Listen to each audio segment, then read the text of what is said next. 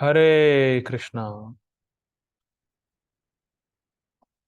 आज चर्चा करने का प्रयास करेंगे 16वें अध्याय का 17 नंबर श्लोक। ठीक है। तो हम लोग की थीम वही है कि भगवान आसुरी गुणों का वर्णन कर रहे हैं। ठीक है। तो हम लोग श्लोक पढ़ते हैं। आत्मसंभा आत्मसंभाविताः स्तब्धा धनमानम अदान्विताः यजन्ते नाम यज्ञैस्ते दम्भेना विधिपूर्वकम्।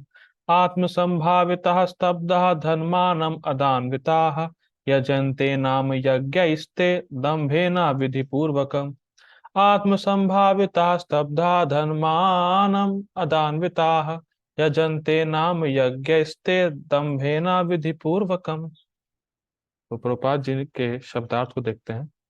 आत्म संभावितः, अपने को श्रेष्ठ मानने वाले, स्तब्धः, घमंडी, धनमान, मद अन्वितः, झूठ धन तथा झूठी प्रतिष्ठा के मद में अन्वितः लीन। देखिए क्या अर्थ है। देखिए, धन और मान के चक्कर में वो अदान्वित मद अन्वितः, तो धन और मान से घमंड होकर फूल जाते हैं। ठीक है। स्तब्ध का अर्थ होता है घमंडी। तो धन है मेरे पास बहुत सारा धन है, और लोग मेरा बहुत सम्मान कर रहे हैं, और मैं सबसे श्रेष्ठ हूं। तो इस घमंड में वो फूल जाते हैं। मद अन्विता, मद मतलब होता है घमंड कह सकते हैं या पागलपन कह सकते हैं। तो वो उसी नशे नशे मद मतलब नशा, नशे में चूर रहते हैं कि मैं बहुत धनी हूँ, मेरा बहुत सम्मान होता है, मुझसे श्रेष्ठ कोई नहीं है। तो इस नशे में वो चूर चूर रहते हैं या नशे में डूबे रहते हैं। अन्विता मतलब लीन, नशे में लीन रहना। ठीक है। यजन्ते नाम यज्ञस्ते, वो यज्ञ वगैरह करते हैं, लेकिन केवल समाज में उनका नाम हो जाए इसलिए। मैं फिर रिपीट कर रहा हूं। बहुत सारा पैसा है, बहुत लोग सम्मान करते हैं, इस वजह से घमंड हो गया है, और उस घमंड में ही लीन रहते हैं। और कभी कभी वो अच्छे कार्य करते हुए दिखते हैं समाज में, किसी को दान दे देंगे, कुछ संस्था खोल देंगे, लेकिन क्यों करते हैं ये सब? नाम यज्ञस्ते, उनका नाम हो, उनका समाज में नाम बढ़े, या कह सकते हैं केवल फॉर्मेलिटी के लिए करते हैं, उनकी श्रद्धा उसमें कुछ नहीं होती। अब कोई प्रश्न करेगा क्यों करते हैं फिर जब श्रद्धा नहीं है? तो दम्भेना, क्योंकि दम्भ रहता है। दम्भ का अर्थ हम लोगों ने देखा था कि मैं धार्मिक हूं नहीं, मेरी धर्म में कोई रुचि है नहीं, पर धार्मिक के रूप में मैं समाज में प्रसिद्ध होना चाहता हूं, इस नाम के लिए करना है मुझे। ठीक है। तो दम्भ दम्भ के चक्कर में यज्ञ वगैरह दान वगैरह वो करते हैं, और करते कैसे हैं? अविधि पूर्वक, अपनी ही विधि से करते हैं। जो शास्त्रों में विधि लिखी है उससे उनको कोई मतलब नहीं होता, ना उनको कोई मतलब होता है शास्त्रों से, ना कोई श्रद्धा होती है, और बिना विधि के करते हैं। जैसे इसका सिंपल एग्जांपल आप लोग समझ सकते हैं कि जब घरों के आसपास जागराता होता है, जगराता बोलते हैं उसको ना, भंडारा वगैरह होता है, जागरण वगैरह होता है। ठीक है। घर घर के आसपास जगह जागरण है या जगराता है, तो लोग इसलिए नहीं जाते कि उनको देवी माँ पे श्रद्धा है, वो लोग इसलिए जाते हैं कि लोग क्या कहेंगे कि जागरण में बुलाया और आए नहीं। तो इस प्रकार से वो लोग यज्ञ वगैरह दान वगैरह करते हैं कि मेरा नाम हो जाए, बस उनको श्रद्धा नहीं है ना, उनको फॉर्मेलिटी बस करते हैं खाली। ठीक है। ठीक है, आगे पढ़ते हैं। ये श्लोक का सिंपल सिंपल अर्थ है। रूपाल जी का अनुवाद देखिए। अपने को श्रेष्ठ मानने वाले तथा सदैव घमंड रहने वाले, घमंड करने वाले, संपत्ति तथा मिथ्या प्रतिष्ठा से मोहग्रस्त लोग किसी विधि विधान का पालन न करते हुए कभी कभी नाम मात्र के लिए, ध्यान दीजिएगा, नाम के लिए यज्ञ कर रहे हैं, नाम यज्ञ नहीं कर रहे हैं। मैं फिर रिपीट कर रहा हूं। नाम के लिए यज्ञ कर रहे हैं, नाम यज्ञ हरे कृष्णा महामंत्र नहीं कर रहे हैं। प्लीज ऐसी व्याख्या मत कर दीजिएगा, नाम यज्ञ, वो नाम यज्ञ कर रहे हैं, हरे कृष्ण महामंत्र कर रहे हैं। नहीं नहीं नहीं नहीं, ये ऐसा नहीं है। यज्ञ कर रहे हैं नाम के लिए, प्रतिष्ठा के लिए, फॉर्मेलिटी के लिए, ठीक है ना। कभी कभी लोग ऐसा ही बोल सकते हैं। तो नाम मात्र के लिए बड़े ही गर्व के साथ यज्ञ करते हैं, ठीक है। गीता भूषण टीका देखिए। वे अपने द्वारा ही श्रेष्ठ स्वीकार किए जाते हैं, ना कि शास्त्र को जानने वालों के द्वारा। बहुत ही सुंदर स्टेटमेंट। ये प्रभुपाद जी बता रहे हैं आत्म संभावितः का मतलब, बलदेव विदूषण बता रहे हैं आत्म संभावितः का अर्थ कि मतलब अपने से ही खुद को महान माने बैठे हैं। जो शास्त्र है, क्या वो उन लोगों को श्रेष्ठ मान रहा है? नहीं। शास्त्र ऐसे लोगों को श्रेष्ठ नहीं मान रहा है, पर वो खुद ही अपने आप को श्रेष्ठ माने हुए हैं कि हम बहुत महान हैं। हम भी तो महान हैं भैया।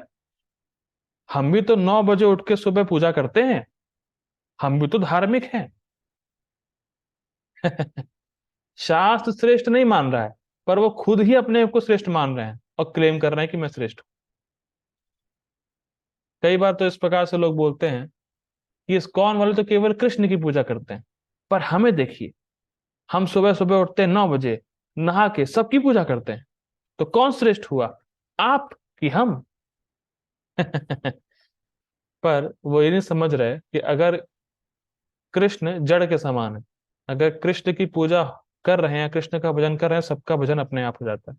इस प्रकार से अगर हम पेड़ को जल देते हैं तो पेड़ के जड़ को जल देते हैं, ना कि पत्तियों को। ठीक है, तो इस प्रकार से वो अपने आप को खुद श्रेष्ठ माने हुए हैं। शास्त्र उनको नहीं महान मान रहा है। शास्त्र किसको महान मानता है? उसका बहुत सुंदर श्लोक है श्रीमद् भागवतम में। अहो बत स्वपचतो गरीयान यज्जिह्वा अग्रे वर्तते नाम तुभ्यं ते पुस्तपस्ते जुहुवो शश्नुरार्या ब्रह्मानुचूर्णाम गृणन्ति ये ते। अहो बता, क्या बात है भाई, क्या हो गया भाई साहब?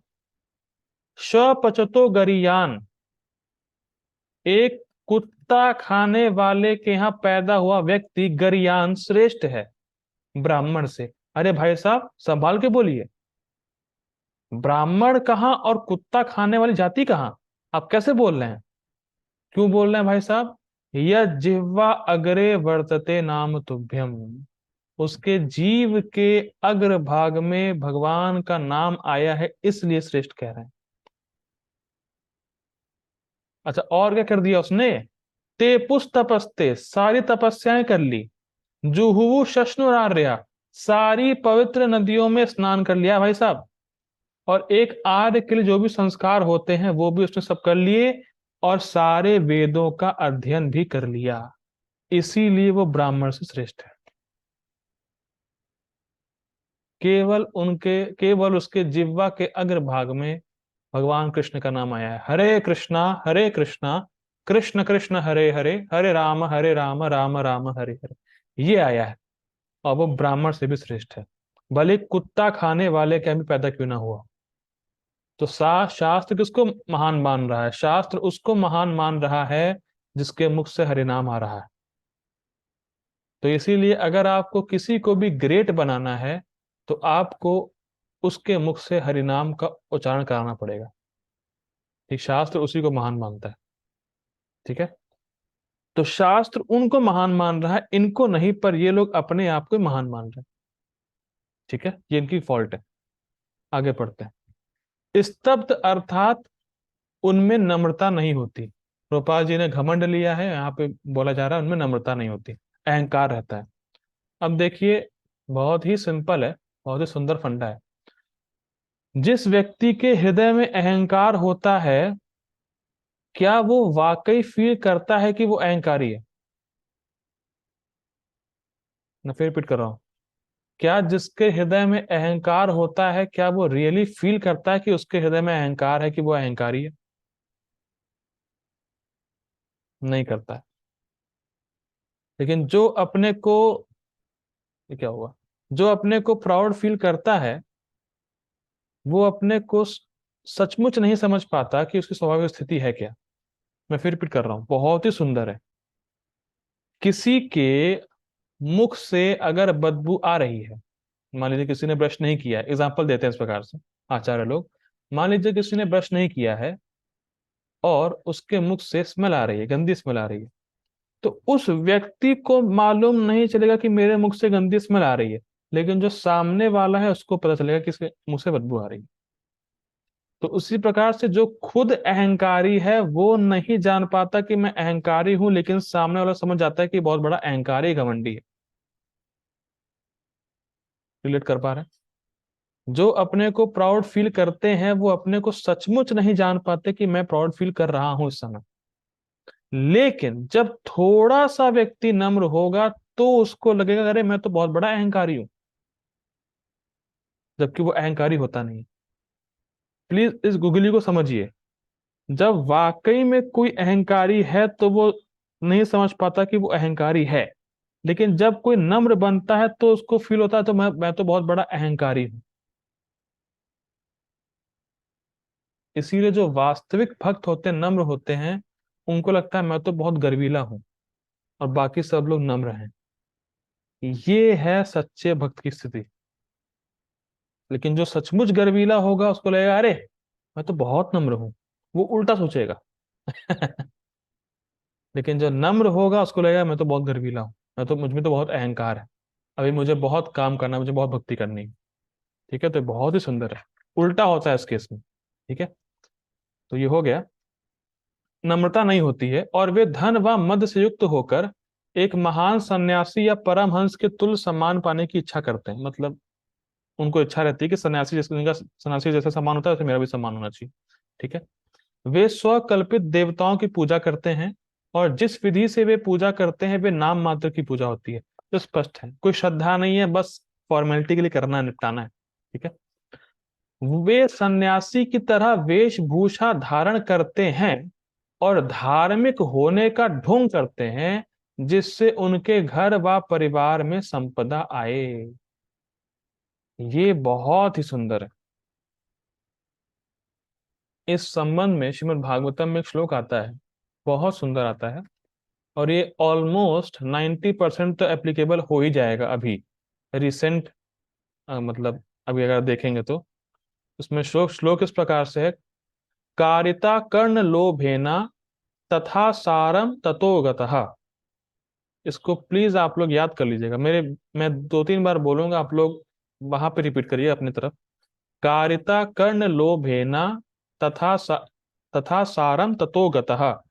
कारिता कर्ण लोभेना तथा सारम ततो गतः।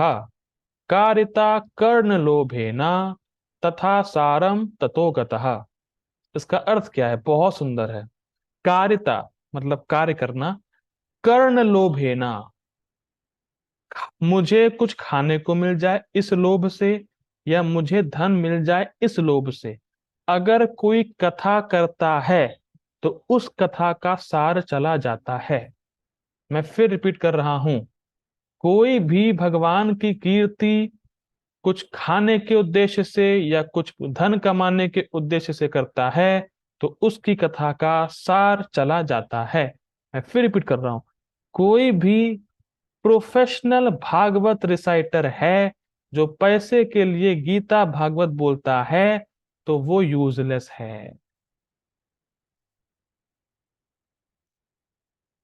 जो कोई सो कॉल्ड डिवोटी या संत है जो कर्ण लोभ है ना, खाने या पैसे के लोभ से कथा करता है, तो उसकी कथा का सार चला गया। अब वो किसी के जीवन में परिवर्तन नहीं ला पाएगा और ना उसके जीवन में परिवर्तन आएगा। क्या आप इसको देख नहीं रहे? लोग कितनी भागवत कथा कराते हैं, क्या क्या नहीं कराते हैं, पर कथा से बाहर निकलते ही भैया चाय कहाँ है, सिगरेट कहाँ है, शुरू हो जाते हैं।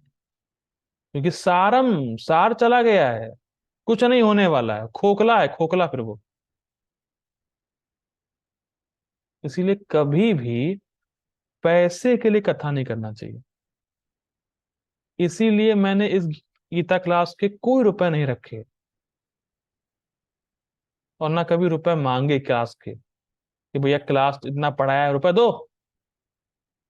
कभी नहीं बोला और ना बोलूंगा। अगर कोई पैसे के उद्देश्य से ही कथा करेगा तो वो लक्ष्मी के बारे में सोचेगा, नारायण को भूल जाएगा। लेकिन कथा का उद्देश्य है नारायण की स्मृति। अंते नारायण स्मृति ही। तुम्हें देखना चाहिए, कभी भी किसी को प्रचार करें तो प्लीज पैसे ना मांगिएगा। ये बहुत इंपॉर्टेंट, तो आपकी कथा का, आपकी साधना का सब सारी चला जाएगा पूरा, कुछ बचेगा ही नहीं। लेकिन आप दान दे सकते हैं। मतलब जैसे क्लास खत्म हुई, कथा खत्म हुई, आपको अच्छी लगी तो आप उसको दान दे सकते हैं। पर अगर वो कहे नहीं, मेरी क्लास का जो फीस है एक सेशन का वो 10,000 रुपए है, अब उतने देंगे तभी क्लास में आ सकते हैं, तो ये हो गई फीस। लेकिन अगर आपकी इच्छा है, अगर आपको दान देने की इच्छा है तो आप दान दे सकते हैं। और दान भी किसको देना है ये भी 17वें अध्याय में सीखेंगे हम। दान उसको देना चाहिए जो ज्ञान दे रहा है और जो तपस्या कर रहा है। मैं दो बातें फिर बोल रहा हूं, प्लीज सुनिएगा ध्यान से। आपको दान उसी को देना है जो ठीक ठीक परंपरा में ज्ञान दे रहा हो और जिसके जीवन में तपस्या हो। वही सतोगुणी दान है, वही असली दान है। ये नहीं कि मान लीजिए ज्ञान तो दे रहा है खूब, रुपया नहीं ले रहा है, लेकिन ज्ञान दे रहा है मायावाद का। तो खोखला है फिर तो, और ही दिक्कत है। तो ज्ञान उनको दें जो परंपरा में आप पूछ सकते हैं। पता नहीं लोग इतने मूर्ख हैं कि पूछते नहीं है। अगर किसी स्कूल में एडमिशन कराने जाएंगे, कॉलेज में एडमिशन करने जाएंगे, पढ़ने जाएंगे, तो वहां लाखों इंक्वायरी करेंगे। टीचर कहाँ का है, कहाँ से पढ़ा है, क्या किया है, वहां किया ये वो। नहीं, कथा में जाएंगे, अरे कोई भी हो, क्या करना है। नहीं पूछते कौन सी परंपरा में है, क्या क्वालिफिकेशन है, किस कौन इनके गुरु हैं, कुछ नहीं पूछते। तो हमें पता होना चाहिए किस परंपरा, जो वक्ता है वो किस परंपरा से आ रहा है, उसके जीवन में कोई तपस्या है कि नहीं है, वो शराब तो नहीं पीता, मांस तो नहीं खाता, इंटॉक्सिकेशन तो नहीं है कुछ, सब पता होना चाहिए। बहुत इंपॉर्टेंट है। मैंने बताया था कि एक व्यक्ति ने 35 भागवत सप्ताह कराया, 35। और कितने रुपए खर्च किए होंगे, लेकिन फिर भी उनको पता नहीं चल पाया भगवान कौन है। तो इस तरीके का ढोंग चल रहा है और इससे हमें बचना है। ठीक है, ये बहुत इंपॉर्टेंट है कि अभी भी पैसे लेके प्रचार नहीं करना चाहिए। बहुत ही मतलब इंपॉर्टेंट है। ठीक है ना।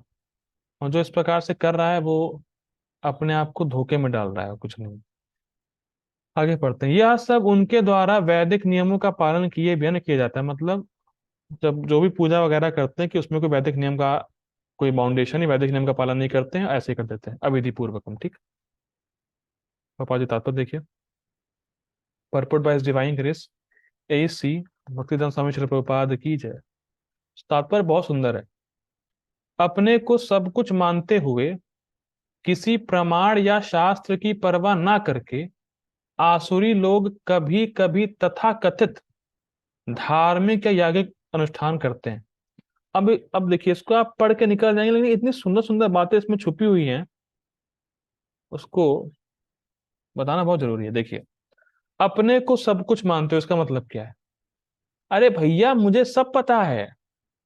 गीता वगैरह मेरे लिए नहीं बनी है। गीता वगैरह मेरे पढ़ने की चीज नहीं है भाई साहब। ये तो कहाँ गीता वगैरह, मैं इतना ब्रह्म ज्ञानी उच्च कुल का ये वो फलाना धमाका।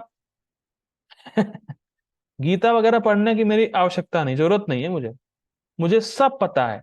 और जब सब पता है तो जैसा मैं चाहूंगा वैसा ही अनुष्ठान होगा। मुझे सब पता है ना पहले से ऑलरेडी, तो शास्त्र की जरूरत क्या है? ठीक है। इसीलिए अपने को सब कुछ मानते हुए, क्योंकि कोई प्रमाण, कोई शास्त्र की परवाह इसलिए नहीं, क्योंकि मुझे सब पता है। ठीक है, आगे पढ़ते हैं। चूंकि वे किसी प्रमाण में विश्वास नहीं करते, अतएव वे अत्यंत घमंडी होते हैं। बहुत सुंदर है। अभी मुझे याद है, ये सब कृष्ण कृपा है, याद आता है क्लास में। मुझे याद है जब मैं भक्ति में नया नया आया था, ऑलमोस्ट भक्ति में शायद 6-7 महीने ही हुए होंगे, 1 साल पूरा नहीं हुआ था। तो एक प्रभु जी ने मुझे प्रीचिंग के लिए बुला लिया। नया नया था, कभी प्रीचिंग कभी की नहीं थी। और लेकिन उनको था कि हाँ फिलॉसफी बहुत इनकी तगड़ी है, बहुत अच्छे प्रकार से फिलॉसफी इनकी स्ट्रांग है, जल्दी सीखते हैं। ऐसा है भी, कुछ न कुछ कुछ सुकृति है, कुछ कृपा है घर वालों की, कि ऐसे एनवायरनमेंट में रहा कि भक्ति का माहौल हमेशा से रहा बचपन से ही। ठीक है, वैसा कुछ भी है। तो मैं गया प्रीचिंग करने के लिए। तो सबसे पहली प्रीचिंग तो हमारी यही होती है, भाई साहब तुम शरीर नहीं हो आत्मा हो। तो जो प्रीचिंग करने गया तो वहां पे सब बच्चे थे और स्टूडेंट थे, 11वीं 12वीं के होंगे, ऐसा कुछ था। तो भैया प्रीचिंग करने गए। तो प्रीचिंग से पहले मैंने कहा भैया आप लोग हरे कृष्ण महामंत्र बोलिए, कम से कम कुछ तो। मान लीजिए मैं प्रीच नहीं भी कर पाया तो कम से कम मुख से हरिनाम तो आ जाएगा। तो उन्होंने बोला, चला मैंने फिर प्रीच किया कि भाई हम शरीर नहीं है, आत्मा है, ऐसा है वैसा है। बहुत प्रमाण दिए, गीता के प्रमाण दिए, प्रभुपाद जी की बातों को रिफर किया, बहुत कुछ बोला। एक बंदा कन्विंस नहीं हुआ। ये मेरी पहली प्रीचिंग। एक भी स्टूडेंट को कन्विंस नहीं कर पाया मैं कि तुम शरीर नहीं हो आत्मा। और फिर उसके बाद अपने घर आए, बहुत उदास। हाय क्या कुछ भक्ति कर भी रहे नहीं कर रहे हैं, कितनी बुक्स पढ़ ली। अब प्रभु जी लोग कहते हैं फिलोसफी स्ट्रांग है, किसी कन्विंस तो कर नहीं पाए। तो फिर बाद में धीरे धीरे जैसे जैसे भक्ति करते रहे तो मालूम चला कि कन्विंस करने वाले कृष्ण हैं, हम तो केवल बोल सकते हैं। लेकिन उस समय पता नहीं था। तो मैं एक सब बातें क्यों बोला, क्योंकि आप जो जो घमंडी व्यक्ति है, उसको आप कितने भी रेफरेंस दे देंगे शास्त्रों के, वो मानेगा नहीं आपकी बात। वो बिल्कुल नहीं मानेगा। लेकिन अब बहुत इंपॉर्टेंट पॉइंट मैं डिस्कस करने जा रहा हूं। अगर मैं गीता की बात मान रहा हूं तो इससे मैं ये प्रूफ कर रहा हूं कि भैया मुझे ज्यादा कुछ नहीं पता। आप ये स्वीकार कर रहे हैं? अगर मैं गीता की बात मानता हूं तो कम से कम मैं ये स्वीकार कर रहा हूं कि मुझे ज्यादा कुछ पता नहीं है, इसीलिए मैं गीता की बात को मान रहा हूं। अगर हम शास्त्र की बात मान रहे हैं तो हम ये तो कम से कम स्वीकार कर रहे हैं ना भाई साहब, कि हम अपना हित और अहित अपनी शक्ति से नहीं जान सकते, इसीलिए शास्त्रों की हेल्प ले रहे हैं। ये बात समझ में आती है?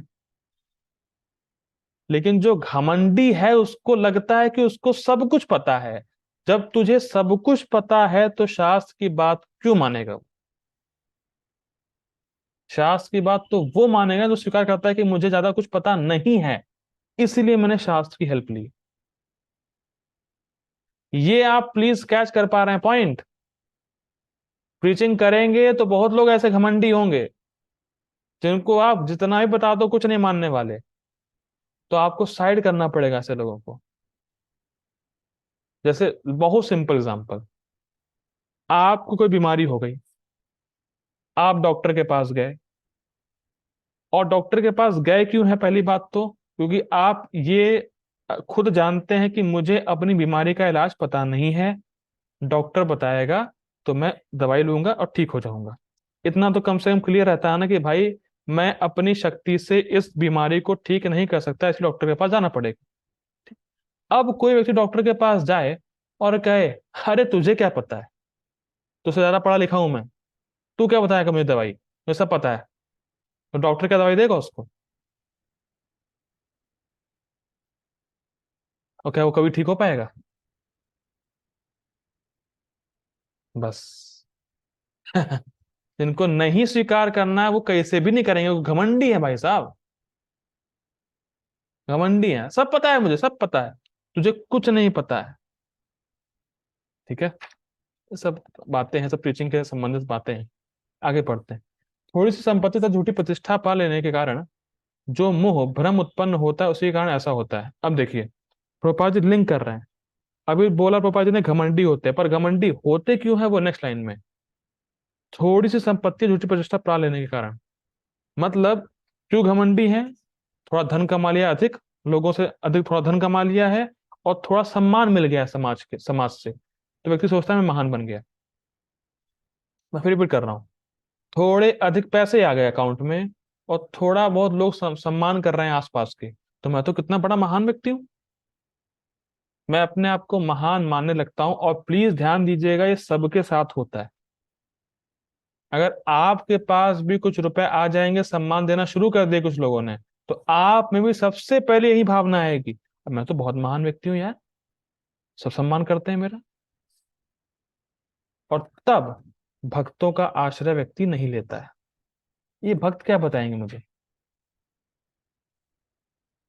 लोग मेरा इतना सम्मान कर रहे हैं, मैं तो खुद ही अपने आप में बड़ा आदमी हूँ। भक्त क्या बताएंगे? दो चार लोग पंडित अपने आप को बोलने लगेंगे, आपको बोलने लगेंगे पंडित अपने आप, तो पंडित मानने लगेंगे हम लोग, हम पंडित हो गए भाई साहब। दो चार लोग बस, आप, ये होता है, आप हल्की सी पिचिंग करना शुरू करो, बताना शुरू करो, अरे प्रभु जी, इतना ज्ञान है आपके पास, अरे वाह अमेजिंग, आप तो अच्छी क्लास देते हैं, बहुत ज्ञान है आपको भाई साहब, बहुत भक्ति में एडवांस हैं। बस तीन चार लोगों से बात सुनी नहीं, वाकई में मैं एडवांस हूँ यार, बात तो सही है। बस वहीं से सारा गेम डाउन। ये प्लीज मत सोचिए कि भक्ति में ऐसा नहीं होता है। जहां आपने अपने आप को एडवांस माना लोगों के कहने पर, आप एडवांस उस दिन से नहीं रहे।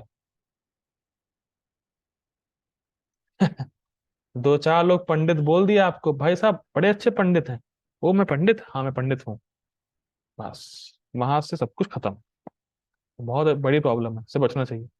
कभी कभी ऐसे असुर, आगे पढ़ते हैं, कभी कभी ऐसे असुर उपदेशक की भूमिका निभाते हैं, लोगों को भ्रांत करते हैं और धार्मिक सुधारक या ईश्वर के अवतारों के रूप में प्रसिद्ध हो जाते हैं। तो स्पष्ट है, देख ही रहे हैं। वे यह करने का दिखावा करते हैं, या देवताओं की पूजा करते हैं, या अपने निजी ईश्वर की सृष्टि करते हैं। अभी पता नहीं, कहीं तो ये शिरडी वाले ये निजी ईश्वर हैं, बनाए गए हैं, ईश्वर नहीं है वो। लेकिन क्या कर सकते हैं। वो चांद काजी है, चांद काजी, अफगानिस्तान से आया हुआ है। उसकी लंबी हिस्ट्री है, वो तो उसमें नहीं जाएंगे। एक तो ये है।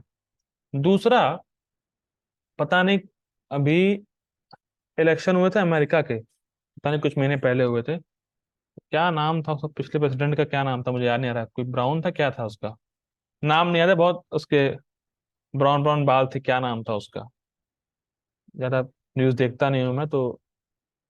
कोई तो नाम, जी बाबू जी आपको पता है शायद, लिख दीजिए। जो बाइडन, जो बाइडन। कौन, मुझे सुनाई नहीं देगा, आप बात है ना।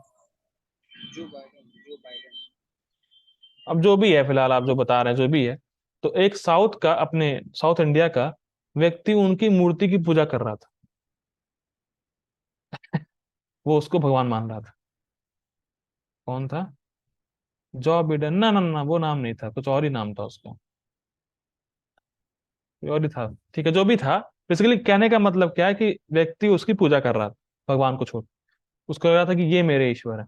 या पंजाब में एक बड़ी मोटरसाइकिल लेके घूमते थे व्यक्ति, जू जू, आज वो जेल के अंदर।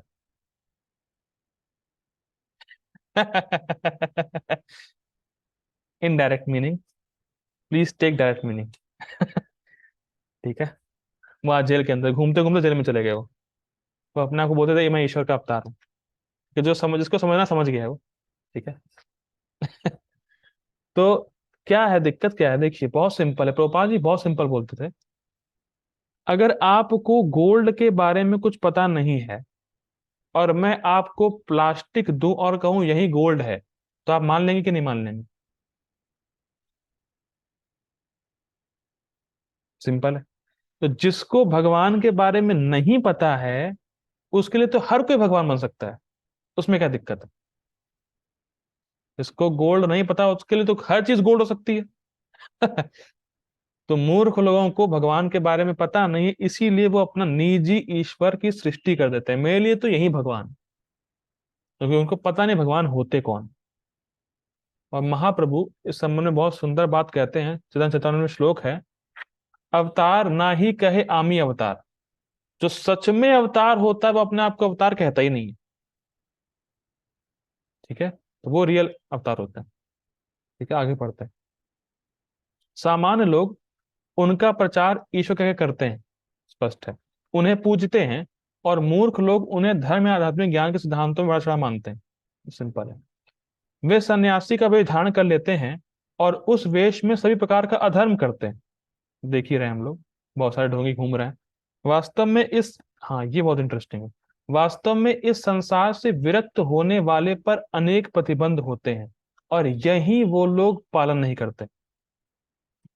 बहुत सुंदर लाइन है प्रभुपाद जी की। वो कहने प्रभुपाद जी के कहने का अर्थ ये है कि जो व्यक्ति विरक्त है, उसको धन और स्त्री वगैरह के संपर्क में नहीं आना चाहिए। लेकिन लोगों को ये बात पता नहीं है, तो लोग किसी को भी विरक्त मान लेते हैं।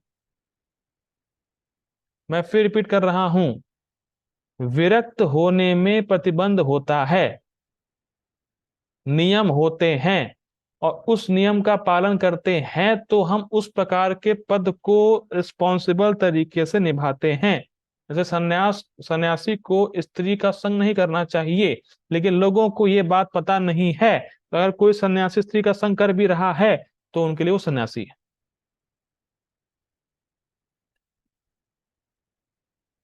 क्योंकि सन्यासी से कपड़े पहन रखे हैं उसने। सिंपल। ये है मूर्खता। जैसे आजकल को जैसे गुरु निकल के पैदा हुए हैं जमीन से, खरपतवार की तरह कि पता नहीं, कोई तो भक्त बता रहा था कि उनके रिश्तेदार लोगों ने कहीं दीक्षा ली, तो गुरु जी ने कहा देखो, एक कंडीशन है, जो आपको अच्छा ना लगे वो आप छोड़ दो, ये दीक्षा है। तो कहा लौकी अच्छी नहीं लगती मुझे, लौकी, ओके लौकी छोड़ दो, कोई बात नहीं, तुम्हारी दीक्षा हो गई। शराब छोड़ने की बात नहीं कहेगा। अगर बात बोला शराब छोड़ो, तो फिर फॉलोवर कैसे बनेंगे, शिष्य बनेंगे कैसे? लेकिन लौकी छोड़ दो, हाँ बड़े अच्छे गुरु हैं यार, जो पसंद नहीं वो छुड़वा दिए, बड़े अच्छे गुरु हैं। तो इस प्रकार के अधर्मी लोग बैठे हुए हैं।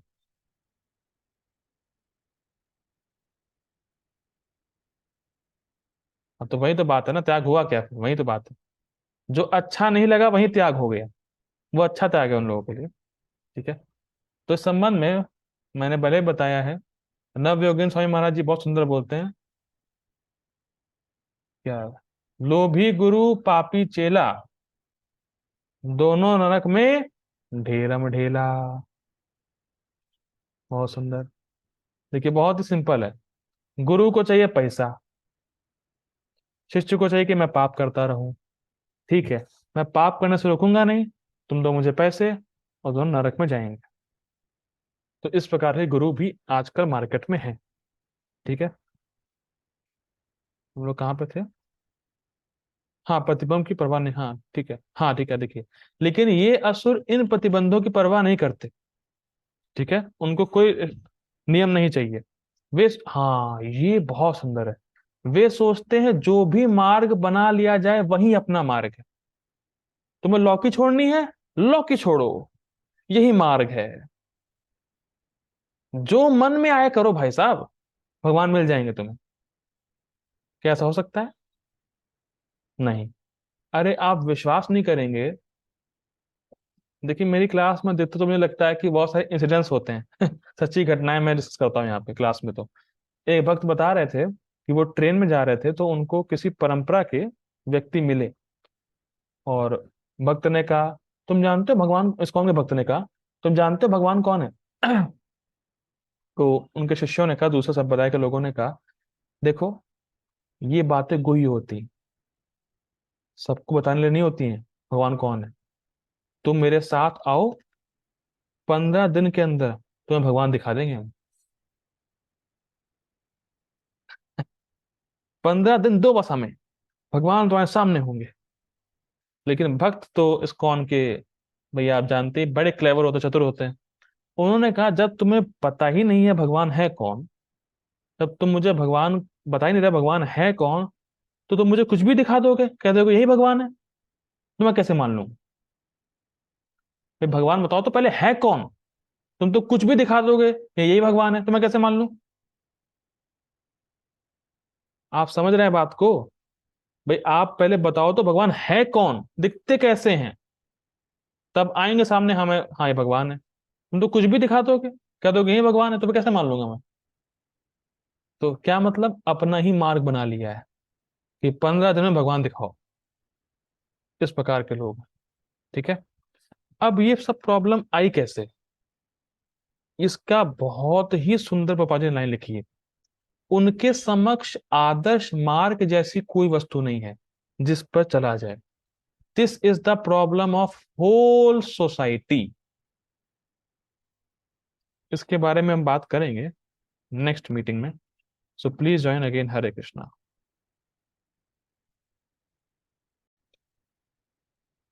हरे कृष्णा। तो हम लोग पढ़ रहे थे कि जो असुर होते हैं वो लोग अपना मार्ग बनाते हैं, पर अपना मार्ग क्यों बनाते हैं इसको बहुत सुंदर तरीके से पापा जी समझा रहे हैं। उनके समक्ष आदर्श मार्ग जैसी कोई वस्तु नहीं है जिस पर चला जाए। उनके अनुसार कोई भी स्टैंडर्ड तरीका है ही नहीं जिससे भगवान को प्राप्त कर सकें। इसीलिए कोई भी मार्ग अपना खुद चुन लो। बहुत ही गंभीर बात है।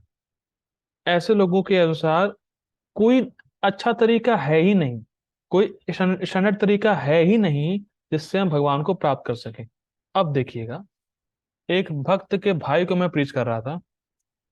उन्होंने बहुत सुंदर बात करी। उन्होंने कहा, देखिए हम लोग तो सामान्य आदमी, हम लोग तो कुछ जानते हैं नहीं, लेकिन इतना जानता हूं मैं कि यूट्यूब पे बहुत सारे लोग हैं जो अलग अलग प्रवचन कर रहे हैं, अलग अलग बात बोल रहे हैं, पर किसको फॉलो करें ये समझ नहीं आता। तब मुझे समझ में आया कि हर कॉमन व्यक्ति की प्रॉब्लम यही होगी, वो किसको सुने, किसको सही माने। भाई ये बात आएगी ना सामने। इतने लोग हैं, हर कोई गीता पे प्रवचन बोल रहा है, प्रवचन कर रहा है, गीता पे अलग अलग बात बोल रहा है, तो कौन सही है? या बहुत सारे शास्त्र हैं, तो किसको पढ़ें? कोई कह रहा है शिव जी भगवान है, कोई कह रहा है कृष्ण भगवान है, तो किसको माने, क्या करें भाई साहब? तो व्यक्ति सोचता है चलो जहां जुड़ गए वही ठीक है, लेकिन ऐसा है नहीं। इसलिए प्रभुपाद जी कह रहे हैं उनके समक्ष आदर्श मार्ग जैसी कोई वस्तु नहीं जिस पर चला जाए। इसका मतलब वो सोचते हैं कि there is no standard path जिस पे चल सके हम। लेकिन जैसे हम लोग जो इस्कॉन के भक्त होते हैं वो क्या बोलते हैं, आप 16 माला का जप करिए, कृष्ण भगवान है, प्रसाद खाना चाहिए। अब हमारी बात कैसे प्रूफ होती है इसको समझिए।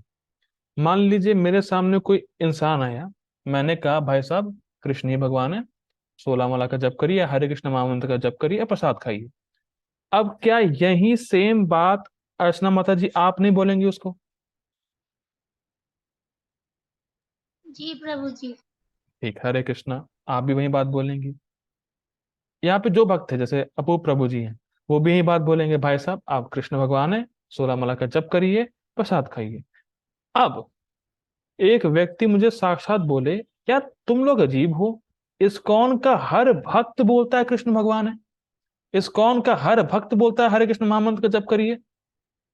तब उसको बिलीफ होता है कि इतने सारे लोग एक ही बात को बोल रहे हैं, this means this is the right path. मैं फिर रिपीट कर रहा हूं, ये बहुत बड़ी प्रभुपाद जी की यूनिटी है, प्रभुपाद जी की आर्मी है। हर कोई एक ही बात बोलता हुआ आपको नजर आएगा। आप इस्कॉन के किसी प्रवचन को देखिए, एक ही बात बोलेंगे, भाई साहब आप शरीर नहीं आत्मा है, आप कृष्ण के नित्य अंश हैं, आप कृष्ण भगवान हैं, आप उनका भजन करो।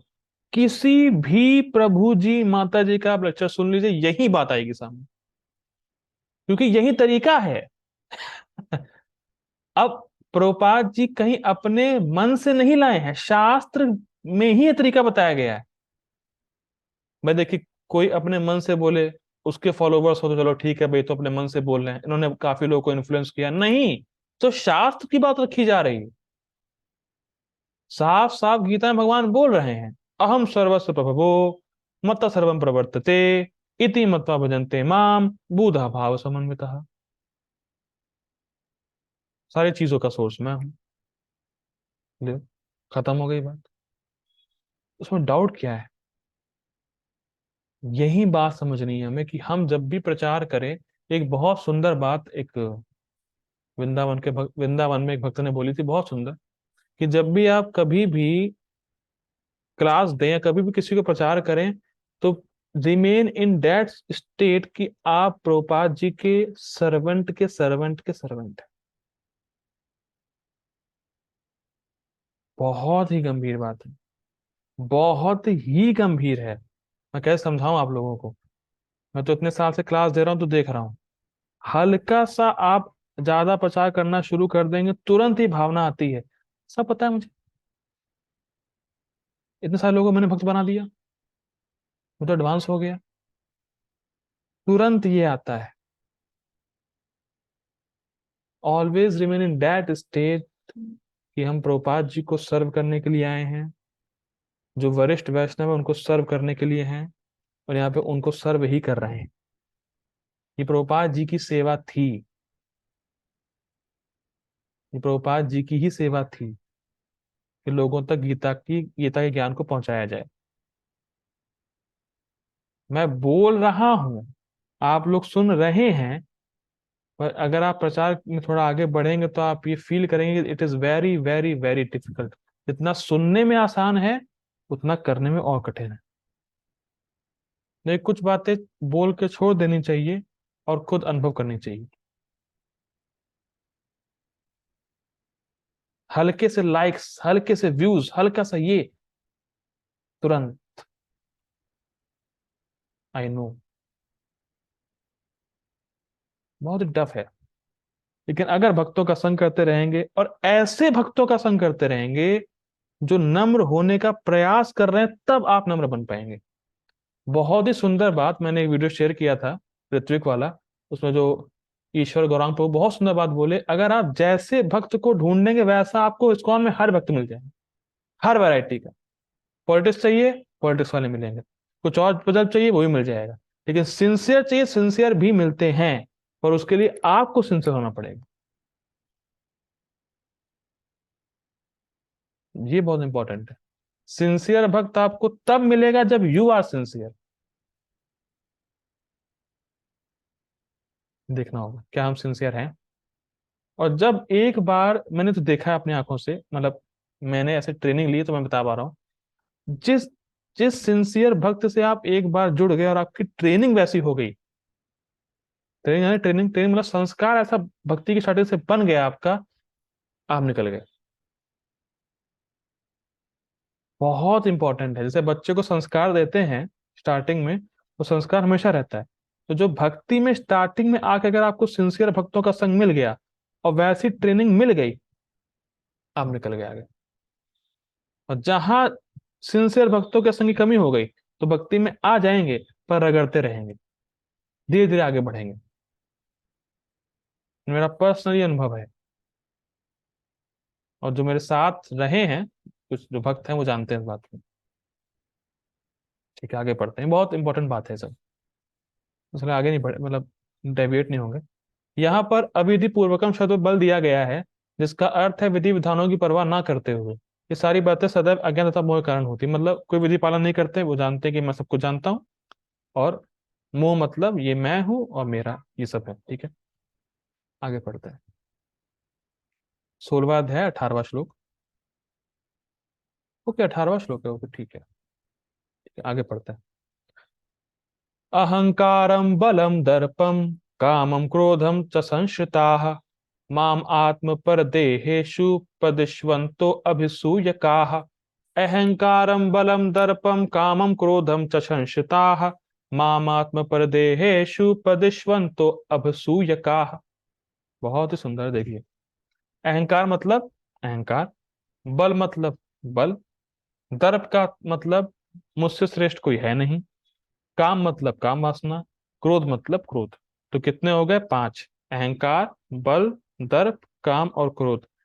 च संशतः, असुर लोग इन्हीं 5 चीजों का अच्छे प्रकार से आश्रय लिए रहते हैं, भगवान का आश्रय नहीं लेते। आश्रितः, संशितः, सम्यक आश्रितः, तो जो असुर होते हैं वो इन्हीं 5 बुरी चीजों का अच्छे प्रकार से आश्रय लिए रहते हैं, भगवान का आश्रय नहीं लेते। माम आत्म पर देहेशु प्रदिशवंतो अभसूयकः। माम आत्म, क्या अनुवाद है? प्रभुपाद जी लिख रहे हैं मुझको अपने, ठीक है। माम आत्मा मतलब भगवान कह रहे हैं कि मैं जो परमात्मा हूं सबके हृदय में, और दूसरे जो हैं उनसे वो द्वेष करता है और उनको कष्ट पहुंचाता है। मैं फिर रिपीट कर रहा हूं। असुर व्यक्ति 5 बुरी चीजों का आश्रय लेता है, और आश्रय लेने के बाद भगवान जो सबके हृदय में परमात्मा रूप में है, उन उनसे, अन्यों से द्वेष करता है और उनको कष्ट पहुंचाता है। ठीक। अब एक प्रश्न उठता है यहां पे कि भाई साहब या प्रभु जी, हम तो ये जानते हैं कि परमात्मा तो न्यूट्रल है, वो तो निर्लिप्त रहते हैं, वो चाहे सुअर के शरीर में भी हो उनको तो कोई फर्क पड़ता नहीं है। तो ये कैसे बोल रहे हैं कि परमात्मा को कष्ट दे रहे हैं? ये क्या बात है? देखिए, हो सकता है आपको ये श्लोक सुनने के बाद ये क्वेश्चन ना आया हो, लेकिन आचार्य लोग की शैली यही है, क्वेश्चन उठाएंगे और उसका आंसर वो खुद ही देंगे। खुद ही क्वेश्चन उठाएंगे फिर खुद ही आंसर देंगे उसका। यह आचार्यों की यही शैली रहती है। ठीक है। तो अब प्रश्न उठता है कि परमात्मा को कैसे कष्ट दे सकते हैं? अब देखिए, समझिए बहुत ध्यान से। कष्ट इसी बात का है कि वो भगवान की कृपा से वंचित हो जाते हैं। जैसे मान लीजिए कोई पिता अपने पुत्र को आज्ञा दे और पुत्र उसकी आज्ञा ना माने, तो क्या पिता को दुख होगा? बिल्कुल होगा। और किस बात का दुख होगा? कि भाई साहब इसने मेरी आज्ञा नहीं मानी तो उसकी दुर्गति होगी, और अगर मेरी आज्ञा मान लेता उसका कल्याण होता। तो इसीलिए इस दृष्टि से कि वो भगवान की अवहेलना कर रहा है और शास्त्रों की अवहेलना कर रहा है, तो उससे इसको भगवान की कृपा प्राप्त नहीं हो पाएगी, इसलिए भगवान को कष्ट पहुंचाता है। इसलिए कहा जा रहा है कि भगवान से ईर्ष्या कर रहा है, भगवान को दुख दे रहा है, क्योंकि भगवान की अवहेलना कर रहा है, शास्त्रों की अवहेलना कर रहा है, इसलिए भगवान को कष्ट पहुंचा रहा है। इस दृष्टि से लेना पड़ेगा। ठीक है। आगे पढ़ते प्रभा जी का अनुवाद। मिथ्या अहंकार, बल, दर्प, काम तथा क्रोध से मोहित होकर आसुरी व्यक्ति अपने शरीर में तथा अन्यों के शरीर में स्थित भगवान से ईर्ष्या और वास्तविक धर्म की निंदा करने लगते हैं। अब इसकी टीका और परपोट बहुत जबरदस्त हैं, और प्लीज इसको प्रचार से मैं कनेक्ट करूंगा, बड़ा अच्छा लगेगा आपको। ठीक है, पहले पढ़ते हैं। वे मतलब असुर, जो 5 बुरी चीजों का आश्रय लिए हुए हैं, वे वेद और वेद के द्वारा प्रतिपाद्य भगवान के प्रति पूर्णतः अनादर की भावना से युक्त रहते हैं। क्या मतलब है? देखिए, प्रतिपाद्य मतलब जिनको वेदों में भगवान कहा गया है। तो वेदों में कृष्ण को भगवान कहा गया है, पर वो लोग ये मानेंगे नहीं। वो ना तो वेद को मानेंगे, और वेद में भगवान कृष्ण को भगवान बोला गया ये भी नहीं मानेंगे। क्या आप लोगों ने सुना नहीं है? कृष्ण कितने अहंकारी हैं, अपने को भगवान बोलते हैं। पूरी गीता में अपने आप को भगवान बोल रहे हैं, कितने अहंकारी हैं कृष्ण। अब एक सिंपल सी बात समझिए, अगर आपसे पूछा जाए कि भारत के प्रधानमंत्री कौन है, तो आप क्या बोलेंगे? नरेंद्र मोदी। सिंपल है। अगर नरेंद्र मोदी कहीं बाहर जाए, कोई फॉरेन कंट्री में, ये क्या हो गया, कोई फॉरेन कंट्री में जाए और जाके बोले I am the prime minister of India, तो क्या ये उनका अहंकार है? नहीं है। अगर मैं जाके बोलूं I am the prime minister of India, तो क्या ये मेरा अहंकार है? ठीक, समझ गए होंगे। तो भाई भाई साहब या प्रभु जी, माता जी लोग, अगर भगवान अपने आप को भगवान बोल ही रहे हैं तो उसमें दिक्कत क्या है? इसमें काहे का अहंकार? जब प्राइम मिनिस्टर अपने आप को प्राइम मिनिस्टर बोला तो अहंकार किस बात का है उसको? वो तो प्राइम मिनिस्टर है ही ना भाई साहब। अगर भगवान कृष्ण अपने आप को भगवान बोल रहे हैं तो उसमें अहंकार किस बात का? वो तो है ही भगवान। इसमें महाराज जी बहुत सुंदर बात बोलते हैं कि अगर भगवान अपने को भगवान बोलेंगे तो दिक्कत, कि भाई साहब अहंकार बहुत है। भगवान अपने आप को भगवान ना बोले तो कोई झूठ बोलता है, कैसा भगवान है? तो हर तरफ से उनको भगवान स्वीकार नहीं करना है कृष्ण को, तो कैसे भी नहीं करेंगे। अगर भगवान अपने आप को भगवान ना बोले तो क्या बोले, ये बताइए। सिंपल है ना भाई, बोलेंगे क्योंकि है भगवान। ठीक है, तो इसी बात को यहाँ पे बोला जा रहा है, लेकिन असुर लोग स्वीकार नहीं करते।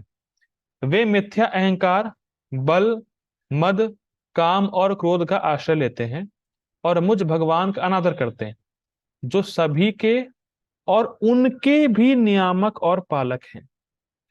भले ही असुर लोग भगवान का अनादर कर रहे हैं, पर रोटी और पालन करने वाले तो उनके भी भगवान श्री कृष्ण ही। ये बात है बोली, जैसे जैसे उदाहरण आता है इसमें संबंध में।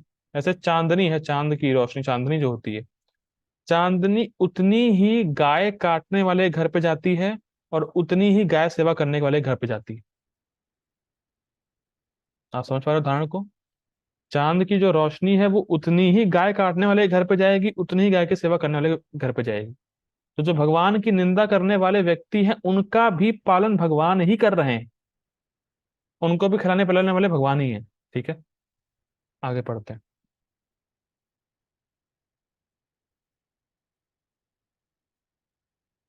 साथ ही वे वेदों का अनादर करते हैं जो मेरा वर्णन करते हैं। वे कुतर्क के द्वारा वेद और मुझ में दोष बुद्धि करते हैं। क्या आप ये नहीं देख रहे? आप प्रचार करिए भगवान कृष्ण कृष्ण ही भगवान है, सारा वेद कह रहा है, तो घुमा देंगे। वेद वेद कौन मानता है? तुम कहाँ पुरानी बातें कर रहे हो? वेद वगैरह कौन किस जमाने की बात कर रहे हो? वेद तो मनुष्य ने लिख दिया, ऐसा मिथ है यार, का चक्कर में पड़े तुम। कुतर्क, उनको नहीं मानना है इसलिए तर्क देंगे आपको। ठीक है, बहुत ही जबरदस्त, एक सेकंड दीजिएगा बस आप।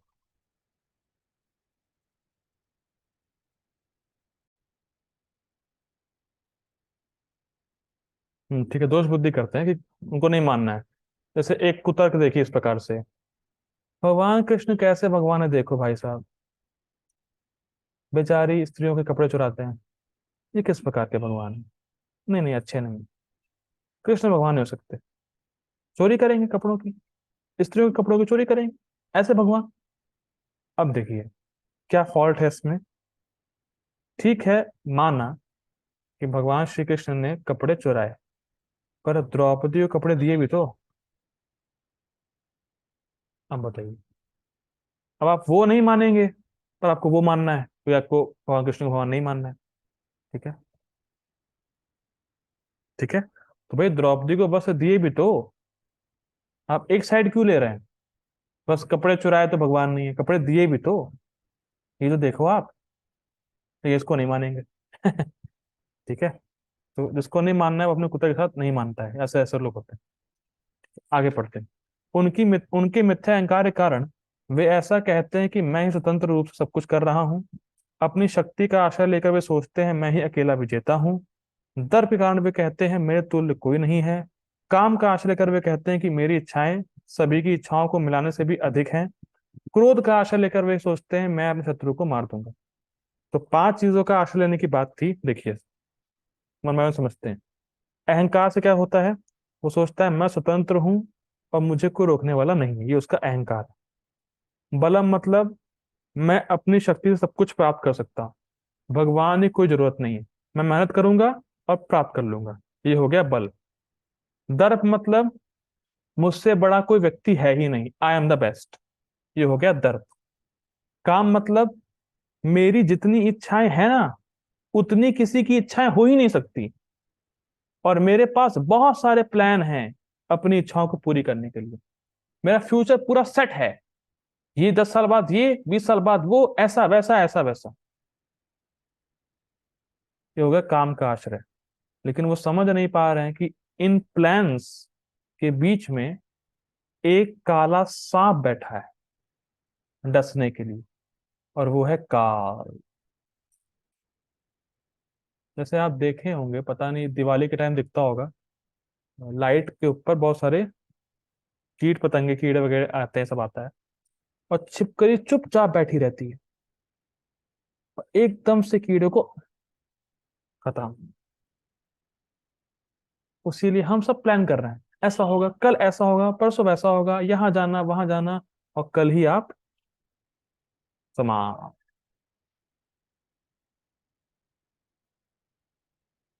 ये हो सकता है, और किसी के साथ भी हो सकता है। ठीक है। और क्रोध का आशा लेकर वे सोचते हैं मैं अपने शत्रु को मार दूंगा, तो देख चुके हैं कई बार। ठीक है। परपुट देखिए। आसुरी व्यक्ति भगवान की श्रेष्ठता का विरोधी होने के कारण शास्त्रों में विश्वास करना पसंद नहीं करता। अब आपको आश्चर्य होगा अगर आप मान लीजिए किसी को शास्त्र का रेफरेंस दें, हम शास्त्र वगैरह नहीं मानते। क्यों नहीं मानते? इसका कारण प्रभुपाद जी यहाँ पे दे रहे हैं। क्यों नहीं मानते शास्त्र को? क्योंकि हमें खुद भगवान बनने की इच्छा है।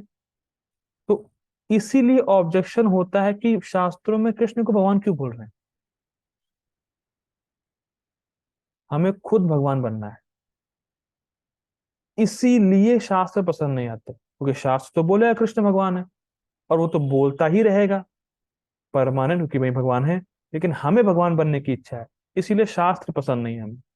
हमें सुनना ही नहीं है कोई हमसे श्रेष्ठ है, और वो हमेशा रहने वाला है श्रेष्ठ। ये हमें सुनना ही नहीं है, इसलिए शास्त्र पसंद नहीं आते। ठीक है। वह शास्त्र तथा भगवान के अस्तित्व इन दोनों से ईर्ष्या करता है, मतलब शास्त्र को भी नहीं मानेगा, भगवान को भी नहीं मानेगा। यह ईर्ष्या उसकी तथा कथित प्रसिद्ध तथा धन एवं शक्ति के संज्ञा से उत्पन्न होती है। मतलब जो स्पष्ट है, बहुत धन हो गया, बहुत शक्ति आ गई, तो सोचता है मैं भगवान बन गया। अब ये लाइन जो है ना भाई, बहुत ही जबरदस्त है, बहुत ही जबरदस्त है। वह ये नहीं जानता कि वर्तमान जीवन अगले जीवन की तैयारी है। वह यह नहीं जानता कि वर्तमान जीवन अगले जीवन की तैयारी है। देखिए, ये जीवन हमारे पास बहुत दिनों तक तो है नहीं। तो इस जीवन में जो सोच रहे हैं, जो संकल्प ले रहे हैं, जो भावनाएं आ रही हैं, जो कार्य कर रहे हैं, इन सब से हमारे मृत्यु के समय हमारा रिजल्ट आएगा कि हम कहाँ निकल लिए। और कोई माई का लाल ऐसा नहीं है जो आपको बचा ले वहां जाने से, चाहे वो आपका कितना ही करीबी आदमी क्यों ना हो। बिल्कुल सिंपल है। हमें लग रहा है कि हम जो करेंगे सब ठीक है, पर अगला जीवन जो है उसमें कुछ ठीक नहीं है। जैसे अभी क्या होता है एग्जाम वगैरह में, चलो चीटिंग कर लेते हैं, चीटिंग कर ली, पास हो गए। लेकिन इसमें चीटिंग नहीं होगी, इस मृत्यु एग्जाम में चीटिंग नहीं होती भाई साहब। ये बहुत ही कठिन एग्जाम है। लेकिन अगर आपको इस एग्जाम में पास होना है तो इसका आंसर की भी आप ही के पास। और आंसर की क्या है? हरे कृष्णा कृष्ण कृष्ण हरे हरे, हरे राम राम राम हरे हरे। ये आंसर की है।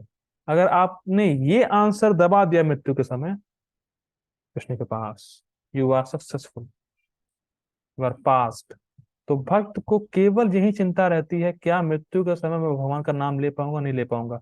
और उस समय के लिए हमें इस समय तैयारी करनी पड़ेगी। जैसे अगर एग्जाम होता है तो जो पूरे साल भर पढ़ा है वो हम लिख के आते हैं। अगर हमने साल भर बहुत कम पढ़ाई की है या बहुत कम मेहनत की है तो एग्जाम खराब होता है। अच्छे से तैयारी करी है तो एग्जाम अच्छा होता है। तो अगर हमने पूरे जीवन भर, अपने इसी जीवन भर भगवान कृष्ण का नाम, भगवान की भक्ति अच्छे से करी है, तो हमारा एग्जाम पास हो जाएगा। और ये हमें देखना है कि हमारा एग्जाम कि डेट फिक्स नहीं है। हमारा एग्जाम अगले घंटे भी हो सकता है, ये हमेशा याद रहना चाहिए। अगर एग्जाम की डेट क्लियर रहती है तो व्यक्ति की मेहनत भी उसी प्रकार से रहती है। अरे यार परसों एग्जाम है तो और अच्छे से मेहनत करनी है, अरे कल एग्जाम है और पढ़ाई पढ़ाई करनी है। एग्जाम डेट मत भूलिए, एग्जाम डेट ये है, कोई डेट नहीं है। ठीक है। इसे ना जानते हुए वह वास्तव में अपने पति तथा अन्यों के प्रति भी द्वेष करता है। मतलब जान नहीं रहा है कि उसका अगले जीवन की तैयारी करनी है। वह अन्य जीव धारियों की तथा स्वयं अपनी हिंसा करता है। ठीक है। वह भगवान के परम नियंत्रण की चिंता नहीं करता क्योंकि उससे ज्ञान नहीं होता। स्पष्ट है। शास्त्रों तथा भगवान से ईर्ष्या करने के कारण वह ईश्वर के अस्तित्व के विरुद्ध झूठे तर्क प्रस्तुत करता है और शास्त्रीय प्रमाण को अस्वीकार करता है। क्या आप देखते हैं कि जो तर्क होते भी हैं ऐसे लोगों के, वो झूठे होते हैं, शास्त्र के बिल्कुल अपोजिट होते हैं, और शास्त्र के मतलब शास्त्र के शास्त्र में वर्णित नहीं होते सारे तर्क। ठीक है। वह प्रत्येक कार्य में अपने को स्वतंत्र तथा शक्तिमान मानता है। ये अहंकार हो गया। वह सोचता है कि कोई भी शक्ति बल या संपत्ति में उसकी समता नहीं कर सकता। ये दर्प हो गया। अतः वह चाहे जिस तरह कर्म करे उसे कोई रोक नहीं सकता। ठीक है। यदि देखिए समझिए, पहले इतना समझिए। अब कुछ लोग झूठे तर्क क्या देते हैं, देखिए गोपाल जी यहाँ पे लिख रहे हैं कि अगर भगवान एग्जिस्टेंस को हटाना है तो झूठे तर्क देंगे, और शास्त्रीय प्रमाण को तो वैसे भी नहीं मानते, शास्त्रों में श्रद्धा वैसे भी नहीं होती है। अब उनके तर्क देखिए क्या होते हैं। तर्क ये है, अगर भगवान है तो इसी क्षण मुझे मार डाले, मैं नहीं मरा, भगवान नहीं। अब इसको बहुत ही सिंपल तरीके से डिफीट कर सकते हैं। इस तर्क को देखिए, मान लीजिए मैं इस कमरे में बैठा हुआ हूं, और इस कमरे में लेट्स से सपोज करते हैं कि 400 चींटियां हैं। ठीक है।